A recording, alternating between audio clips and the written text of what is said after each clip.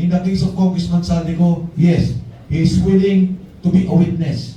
Kung hindi man siya napayagan sa Blue Ribbon Committee na mag-zoom, and we have done that, alam niyo ho yan, under suspended rules, pinapayagan natin yan.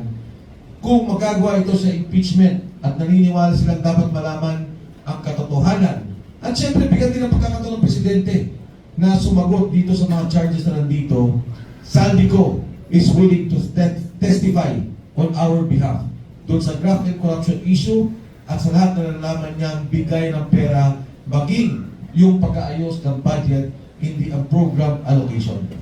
Sinalaw nila to and we are given a chance to consolidate and to have the witnesses. Saldico will be one of our major witness.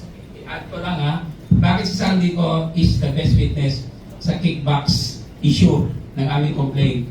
He is a co-conspirator and under the rules of evidence, a co-conspirator can be presented as a witness.